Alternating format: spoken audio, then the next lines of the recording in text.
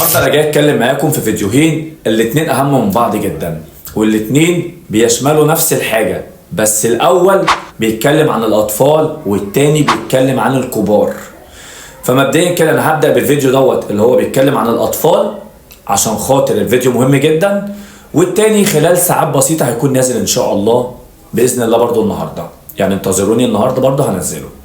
فهبدأ بأول واحد اللي هو تم القبض على مدرس لغة عربية بمنطقة العمرانية بمدرسة أحمد زويل بسبب فعل فاضح مع التلميذات بتاعت أولى ابتدائي.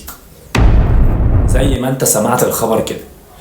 فقبل أي حاجة كده أنا عايزك تعمل لايك للفيديو وإعادة نشر عشان خاطر بس الفيديو يوصل لكل الناس، عشان خاطر لما بيتعمل له إعادة نشر الناس بتهتم اللي هي تسمع الفيديو، واللايك بيساعد إن الفيديو ينتشر لا أكتر ولا أقل.